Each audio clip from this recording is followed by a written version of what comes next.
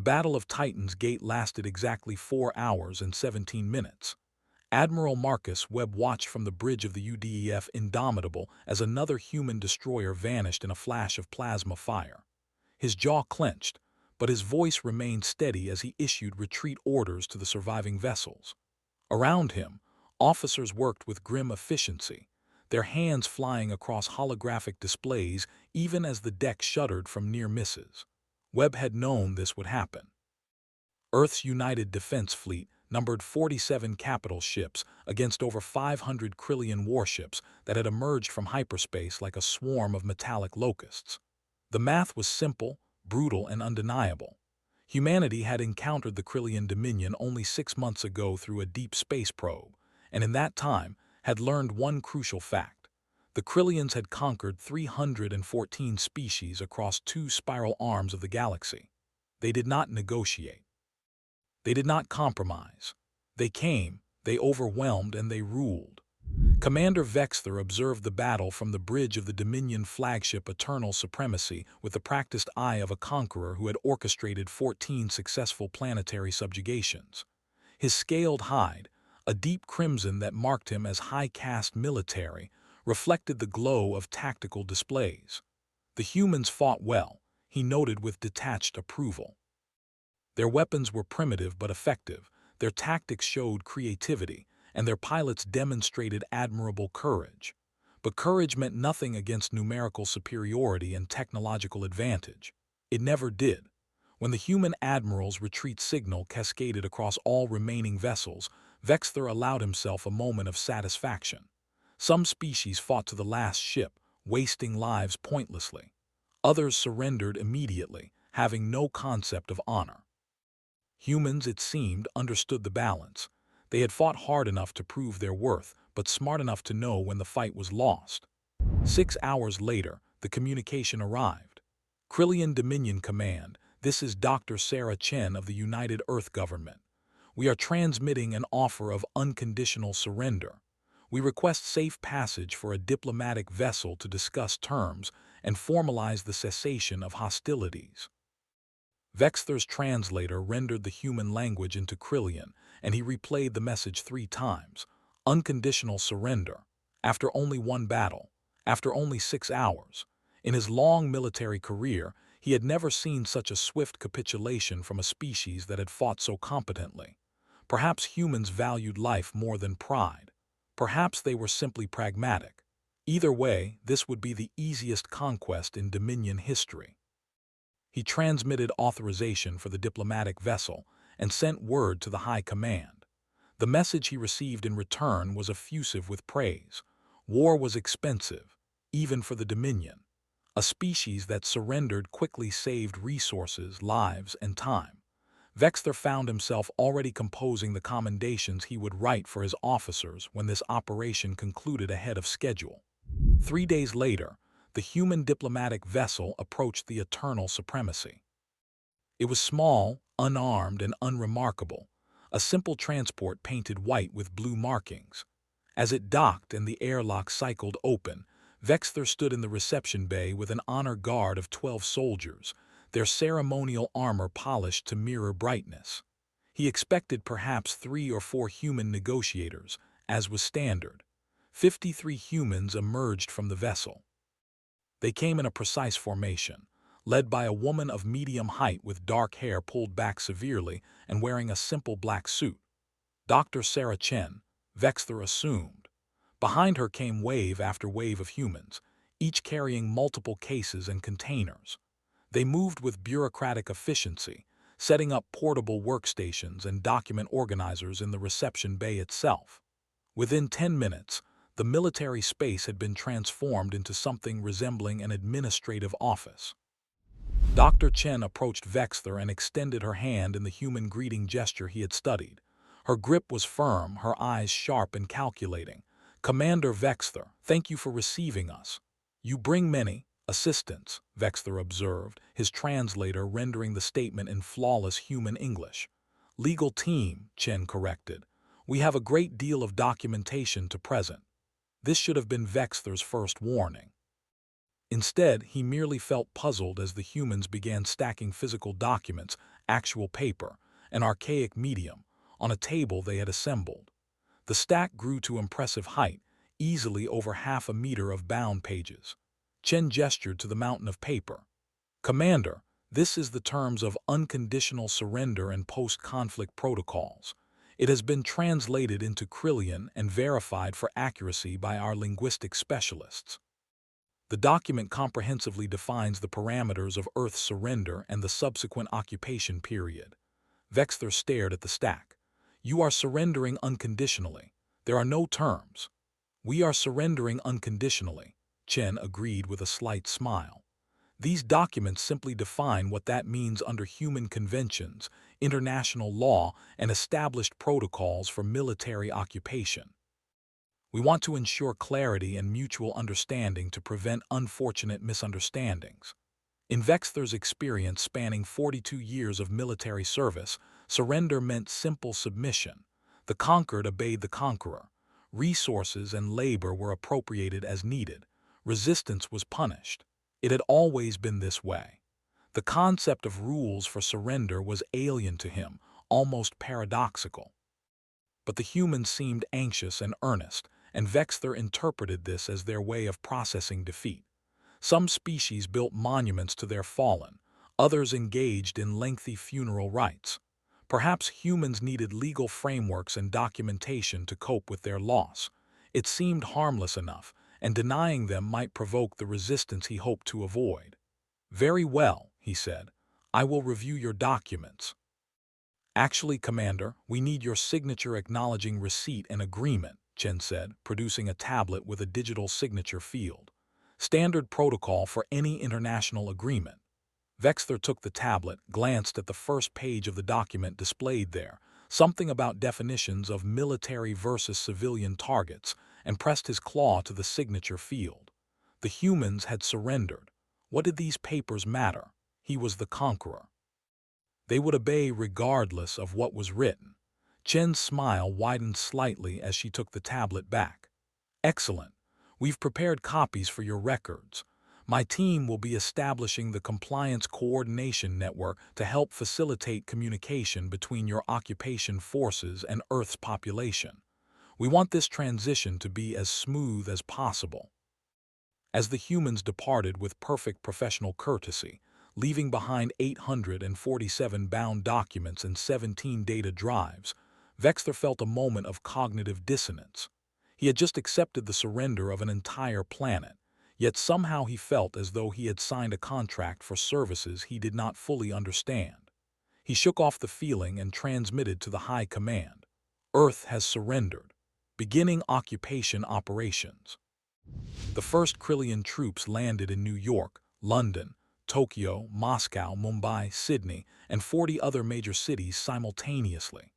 They came in drop ships that carved burning trails through Earth's atmosphere, landing in parks and public squares with dramatic flair meant to awe the conquered population.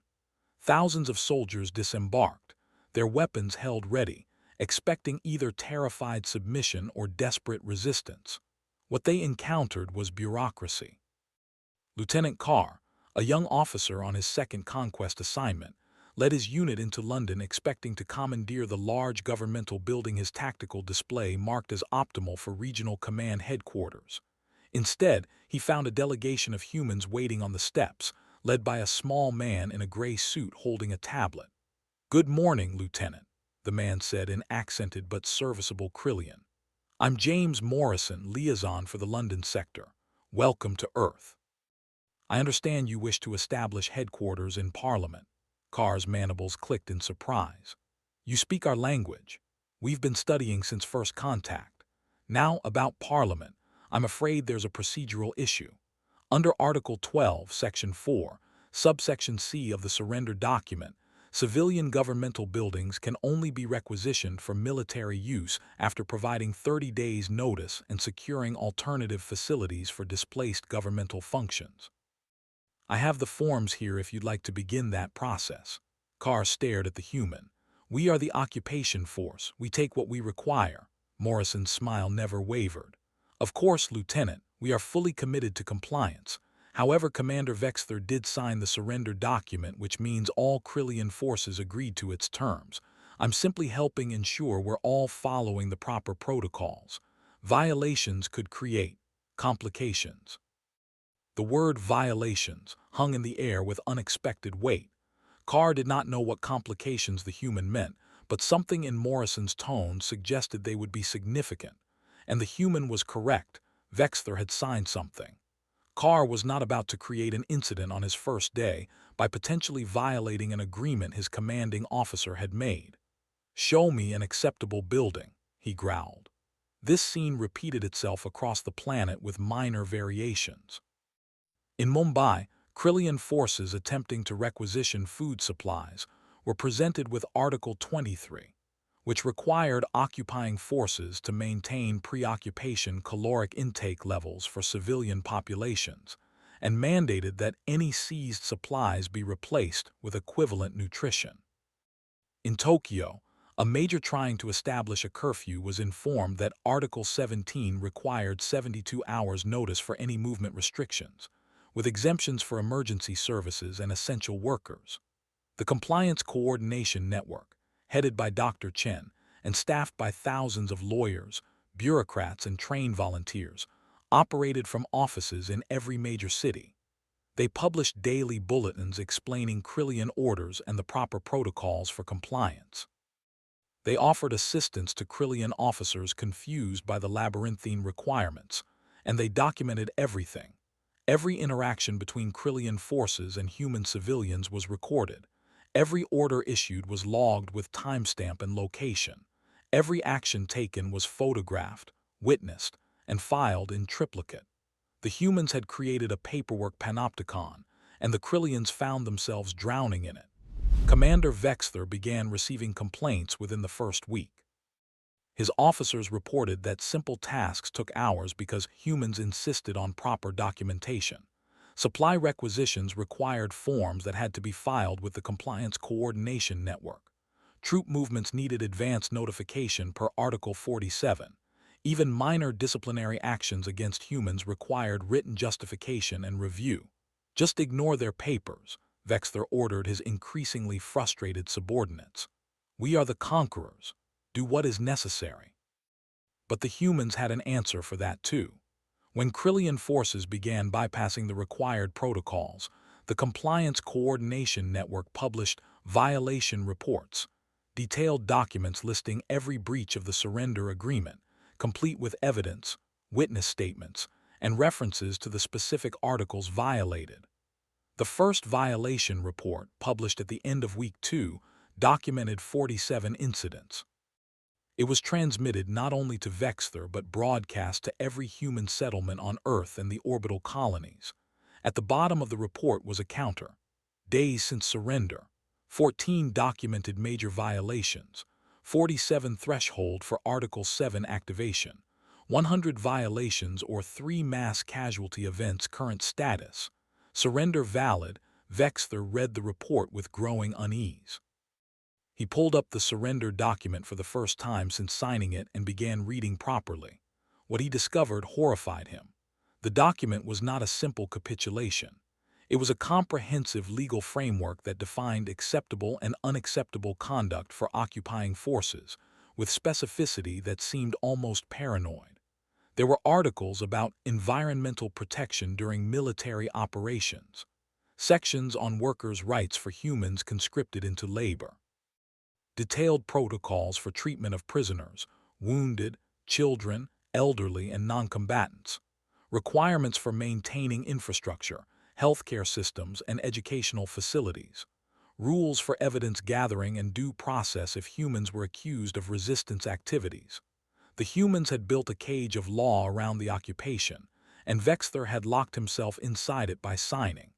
He confronted Dr. Chen in her office in Geneva, flanked by 4 guards. Chen received him with tea and calm professionalism as if the armed soldiers were not present. "This is not surrender," Vex'thor hissed. "You are fighting us with papers and procedures." Chen sipped her tea. "Commander, we surrendered unconditionally.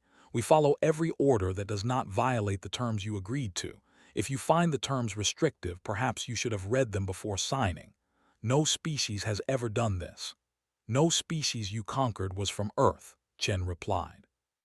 We are a planet of lawyers, bureaucrats, and people who have spent 10,000 years arguing about rules. Did you think we would simply roll over? You lost the war.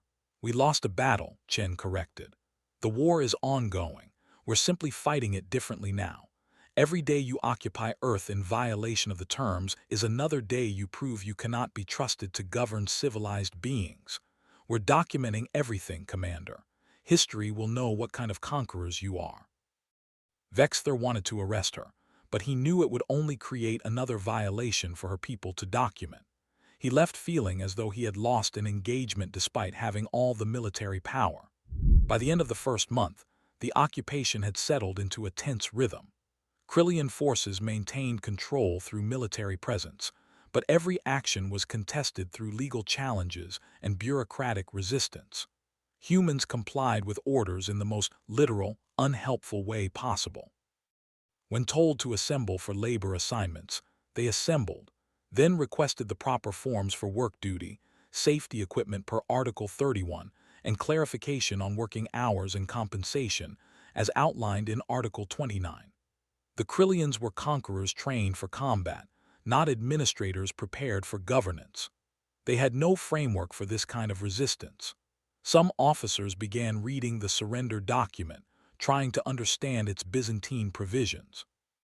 Others grew increasingly frustrated and aggressive. Lieutenant Carr represented the latter group. After 6 weeks of dealing with forms, protocols, and legal objections, he had reached his breaking point. When a human labor coordinator informed him that his construction project violated Article 63's environmental impact requirements, Carr struck the man across the face. The human staggered but did not fall. Blood ran from his nose. He touched it, looked at his fingers, then calmly took out a tablet and began typing. Assault of civilian by occupation forces in violation of Article 9, Section 2, witnessed by 17 individuals. Medical documentation will be filed within the hour. The coordinator looked up at Carr. Is there anything else, Lieutenant? Carr wanted to shoot him. Instead, he turned and left, hating the human and hating himself for feeling as though he had lost another encounter. The incident appeared in Violation Report Number 7, Item Number 83. The counter at the bottom now read, Days since surrender, 42 documented major violations, 83 threshold for Article 7 activation, 100 violations or 3 mass casualty events current status, surrender valid. Other officers were less restrained than Carr. In Berlin, a battalion commander ordered his troops to fire on a protest march of 5,000 humans who were blocking access to a supply depot. 23 humans died. The commander justified it as necessary to maintain order. The Compliance Coordination Network documented it as a mass casualty event in violation of Articles 9, 12, and 17. In Tokyo, a Kryllian judge executed 3 humans accused of sabotaging communications equipment. The trial lasted 10 minutes. No defense was permitted. The executions were public, meant to deter resistance. Dr. Chen's team documented it as violation of Article 42, which required due process, right to defense counsel, and opportunity for appeal. It was classified as the second mass casualty event. In Mumbai, frustrated with constant delays in establishing a military hospital, a Kryllian colonel simply seized the largest civilian hospital in the city, evicting patients and staff at gunpoint. 2 elderly patients died during the forced evacuation. 3 more died from lack of care in the following days. Mass Casualty Event Number 3. Violation Report Number 12 was published on Day 89. It was 300 pages long and listed 127 major violations of the surrender document. The list included 14 mass casualty events, 89 instances of summary execution without trial, 34 documented cases of torture or cruel treatment of prisoners, 47 attacks on civilian populations, multiple violations of every major article in the surrender document. The report concluded with a statement that made Commander Vex'thor's blood run cold. Per Article 156, Section 12 of the Surrender Document, should the occupying force demonstrate through pattern of behavior, defined as 100 or more documented major violations or 3 or more mass casualty events, that they are unwilling or unable to honor the terms of this surrender, the surrender is rendered null and void, and all parties return to a state of war. Further, such violations trigger Article 7, Total War Protocols. Vex'thor frantically flipped through his copy of the surrender document to Article 7. His claws trembled as he read, Article 7, Total War Protocols. In the event this surrender is voided due to documented violations, humanity will consider itself released from all civilizational constraints previously observed. Total War Protocols include but are not limited to unrestricted kinetic warfare, deliberate targeting of enemy civilian and military infrastructure without distinction, use of weapons of mass destruction, scorched earth tactics, and prosecution of war until complete enemy capitulation or extinction. Humanity will not accept a second surrender from the violating party. He immediately transmitted an emergency communication to the High Command on the Dominion homeworld, but the message would take 6 days to arrive and another 6 for a response. He ordered all his forces to cease enforcement actions and comply strictly with every provision of the surrender document, but he knew in his hearts that it was too late. The final incident came in Sydney. Colonel Vex'thor commanded the battalion assigned to secure the Sydney spaceport. For weeks, human protesters had blocked the main access routes, sitting in silent demonstration and refusing to move.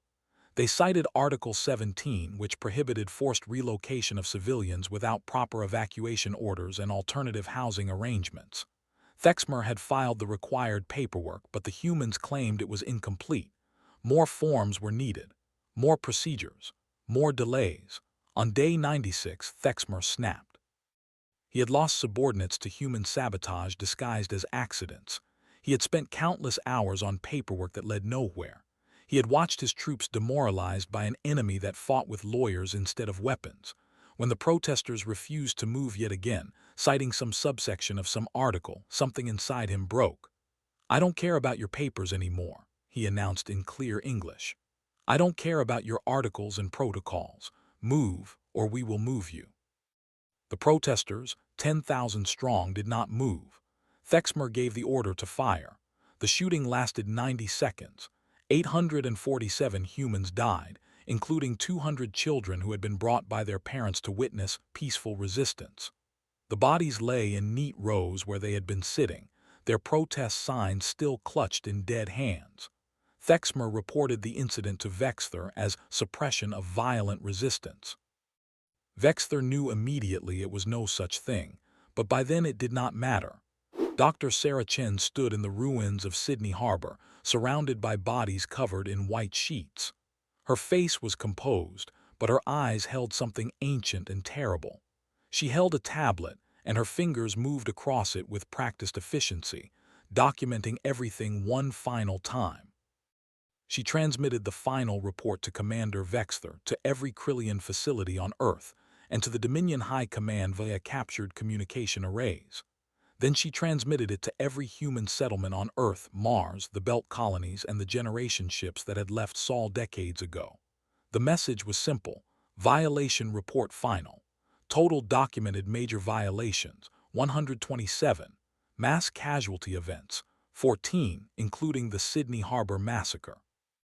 Per Article 156, the surrender document is hereby declared null and void. All parties have returned to a state of war. Article 7, Total War Protocols are now in effect. May God have mercy on us all, because we will have none for you. 6 hours after the Sydney Harbor Massacre, every remaining human military asset activated simultaneously. The surrender period had never been about capitulation. It had been preparation. Hidden bases on asteroids flickered to life, their camouflage fields dropping to reveal weapons platforms that had been constructed over 3 months of apparently docile occupation. Buried installations on Earth opened like flowers of steel, revealing missile silos and railgun batteries. Civilian ships that had been carefully registered and tracked suddenly activated military-grade engines and weapons systems that had been installed in secret. In the depths of the Pacific Ocean, 3 submarine carriers surfaced and launched their payloads, 600 autonomous combat drones that screamed toward Kryllian positions at supersonic speeds. In orbit, what the Kryllians had catalogued as debris from the Battle of Titans, Gate reassembled itself into weapons platforms crewed by humans who had been hiding in the wreckage for 3 months, living on minimal rations and waiting for this moment. Admiral Webb broadcast from Earth Defense Command, which the Kryllians had believed destroyed but had actually been relocated to a facility beneath the Rocky Mountains. Commander Vex'thor, you were given the terms. You signed them. You violated them 127 times. We documented everything. We gave you every chance to be the civilized conquerors you claimed to be. You failed. The surrender is void. Article 7 is now in effect. You wanted to see what humanity looks like without rules. Let us show you. The counterattack was not honorable warfare. It was not civilized combat. It was extermination. Human forces had spent 3 months studying Kryllian tactics, ship movements, supply lines, and command structures. Every Kryllian officer who had complained about paperwork had revealed information about their operations. Every requisition form filed had mapped their resource needs. Every documented violation had pinpointed their locations. Now that intelligence bore fruit. Kinetic kill vehicles launched from hidden platforms struck Kryllian ships with calculations so precise they seemed prophetic. Nuclear warheads, banned by human convention for 300 years, detonated in orbital patterns that had been carefully planned to maximize damage to Kryllian forces while minimizing fallout on Earth. Antimatter charges, weapons humans had developed but never used, turned Kryllian capital ships into brief new suns. On Earth's surface, resistance cells that had been organizing under the cover of the Compliance Coordination Network activated with surgical precision. In London, Lieutenant Carr's headquarters was overrun in 8 minutes by humans wielding weapons that had been smuggled piece by piece through security checkpoints over months. Carr died wondering how the same humans who had argued about forms yesterday were now killing his soldiers with terrifying efficiency. In Tokyo, in Mumbai, in Moscow, in New York, the pattern repeated. The humans had been preparing for war while pretending to prepare for peace. Every legal argument had been a delaying tactic. Every compliance meeting had been reconnaissance. Every document filed had been intelligence gathering. The Kryllians had been so focused on the visible resistance, the protests, the paperwork, the legal challenges, that they had missed the invisible war being prepared beneath it.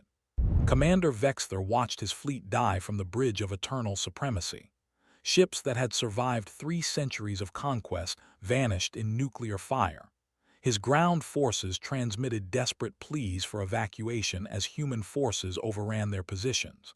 His supply lines were cut. His communication networks were jammed or destroyed. "How?" he transmitted to Earth Defense Command. "How did you hide all this?" Admiral Webb's face appeared on the screen, and Vex'thor saw something in the human's eyes that he had never seen in a conquered species: absolute conviction. "We didn't hide it, Commander. We built it right in front of you. Every civilian ship we registered was a potential warship. Every mining operation we reported was extracting materials for weapons. Every compliance meeting was a command briefing. You just didn't see it because you were too busy dismissing our papers as meaningless. You thought documentation was weakness. It was camouflage." The eternal supremacy shuddered as human fighters strafed its hull. Vex'thor had 50 ships left from his original 500. The humans were giving no quarter. Ships that attempted to surrender were destroyed. Escape pods were targeted. The humans were following Article 7 to its logical conclusion. Total war meant exactly that. "We surrender," Vex'thor transmitted on all frequencies. "Unconditional surrender. Stop the attack." The human response came from Dr. Sarah Chen, her voice cold as vacuum. Article 7, Paragraph 9. Humanity will not accept a second surrender from the violating party. You had your chance for civilized occupation, Commander. You chose to fire on children instead. Live with that choice for however long you have left. Vex'thor ordered his remaining ships to retreat, jumping to hyperspace in random directions. 26 vessels escaped the Sol system. 474 were destroyed.